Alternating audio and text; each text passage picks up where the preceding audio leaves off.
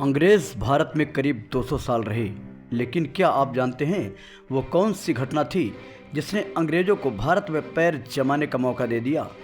ये मुमकिन हो सका एक शख्स के धोखे की वजह से। उसका नाम था मीर जाफ़र।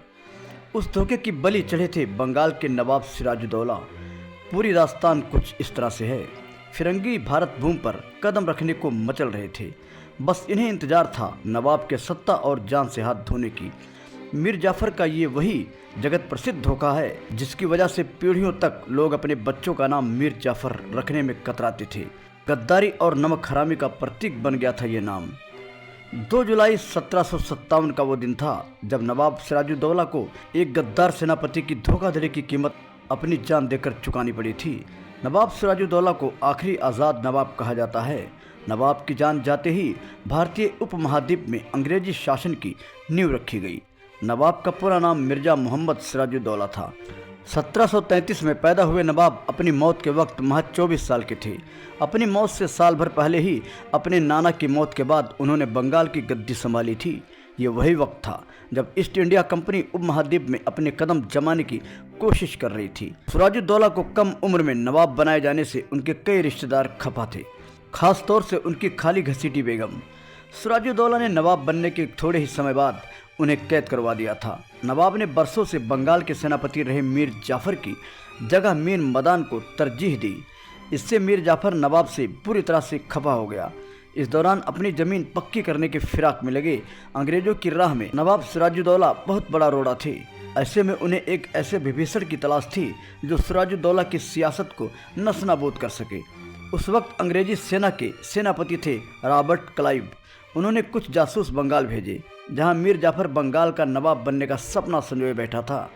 क्लाइव ने उससे संपर्क साधा। खतो किताबत शुरू हुई। साजिश परवान चढ़ने लगी। अंग्रेजों ने बंगाल पर धावा बोल दिया। नवाब सिराजुद्दौला अपनी पूरी फौज को अंग्रेजों के खिलाफ नहीं झोंक सकते थे।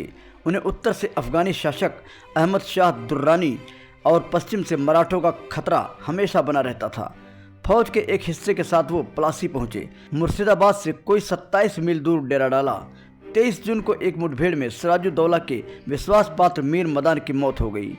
नवाब ने सलाह के लिए मीर जाफ़र को पैगाम भेजा। मीर जाफ़र ने सलाह दी कि युद्ध रोक दिया जाए।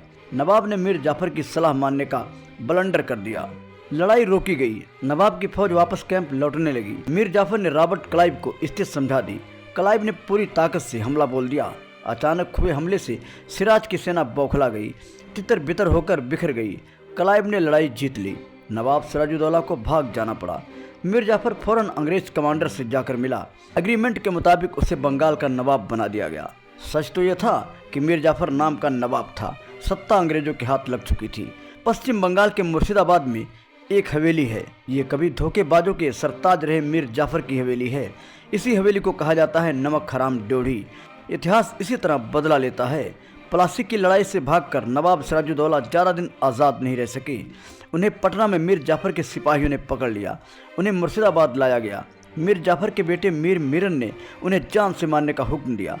2 जुलाई 1757 को उन्हें इसी नमक हराम ड्योढ़ी में फांसी पर लटकाया गया। अगली सुबह उनकी लाश को हाथी पर चढ़ाकर पूरे मुर्शिदाबाद शहर में परेड कराई गई। सत्ता की वो बाजी तो मीर जाफ़र जीत गया, लेकिन तारीख ने उसे बुरी तरह से हरा दिया। आज भी मीर जाफ़र का नाम कहावतों में पिरोया हुआ है।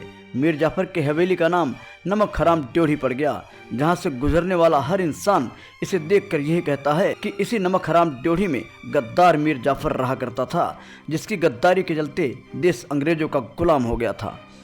तो दोस्तों, आज के वीडियो में बस इतना। फिर मिलेंगे नई वीडियो में नई कहानी के साथ। अगर आप भी चाहते हैं हमारी हर खबर आप तक पहुँचे तो चैनल को सब्सक्राइब करके बेल आइकन दबा लें ताकि आने वाला हर अपडेट आपको मिलता रहे।